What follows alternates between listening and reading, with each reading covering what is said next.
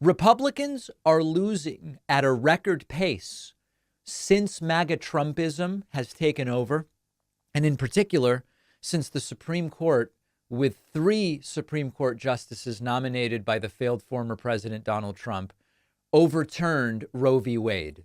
There is a very interesting article in Salon by Chauncey DeVega that reads, Republicans amass a record of loss under Trump, and quotes, Democrats have been winning at an impressive clip. Now, much of what is in the article, people who watch this show or pay attention to politics know, which includes the realization that since Trump won in 2016, just barely, Republicans underperformed in 2018, lost the White House and the Senate in 2020.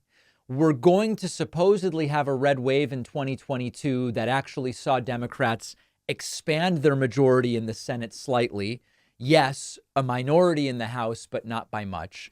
Every ballot referendum related to abortion did not go Republicans' way since the overturning of Roe v. Wade. 2023 was not good when it comes to special elections and off-year elections. 2024 so far has not been good for Republicans. So there has been defeat after defeat for MAGA Trumpism and for Republicans more broadly since MAGA Trumpism has become the norm and the default for the Republican Party.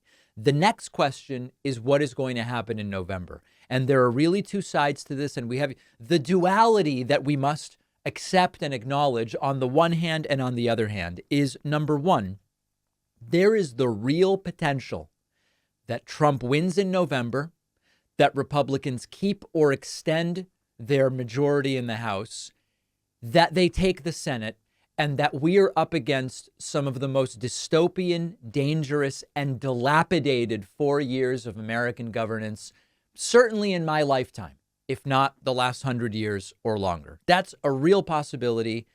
The Republican Party seems addicted to Trump like a drug that they want in their veins. Even if it's bad for you, you just keep going back to it because you're addicted. That's a real possibility. Every single one of us must be aware of it and understand the consequences of not voting or throwing our vote away on. We'll talk about Cornel West's 4 different parties that he ran under this cycle a little bit later in the show or tomorrow. So that's one real possibility. We should all be motivated to vote. On the other hand, we also have to contend with the possibility, it's an optimistic possibility, it's a possibility that we make a reality. It's not, oh, maybe there will be a blue wave. Well, no, it's if I get out to vote and you get out to vote, and if we all get out to vote, we may be able to create a real blue wave in which Donald Trump, as the presumptive Republican presidential nominee, is soundly defeated. Sure, millions of votes in the popular vote, but only a few states with small margins landed Joe Biden in the White House from an electoral perspective.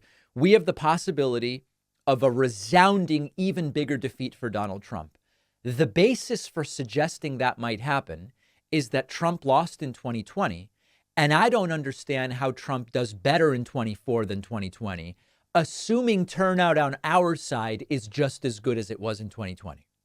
Now, of course, if we stay home, if we go, maybe I'll vote RFK, maybe I'll write in Jill Stein, right? Okay, so it could go south. But if we all get out to vote in the same proportion that we did in 2020, Trump now is running as the guy who tried to steal the 2020 election, the guy who inspired violence, the guy who has been found civilly liable for rape, the guy who has 4 criminal trials with 91 felony counts against him. Now, this doesn't change the minds of every MAGA voter for sure, but there are independent voters who aren't happy with this. There are the non-Trump Republicans who aren't happy with this. So we have a real possibility of an even bigger blowout win in the White House in November than we had in 2020. Correlating with this, or being dragged along by its coattails, for lack of a better term, we could see favorable results in the House and Senate. So these are the 2 possibilities. I know which one I prefer because I know which one is better for the country.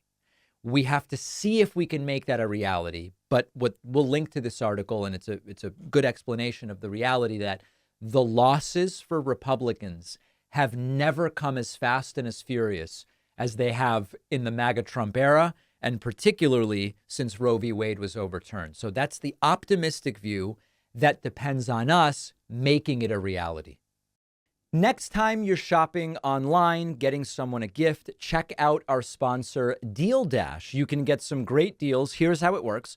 When stores and warehouses have excess merchandise, they send it to DealDash for cheap. So DealDash can sell it to you for pennies on the dollar. And we're only talking about brand new items, nothing used at all. You buy bids up front to auction on the items.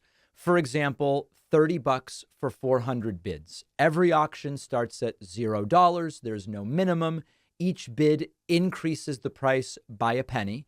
If no one bids only 10 seconds after you bid, you win.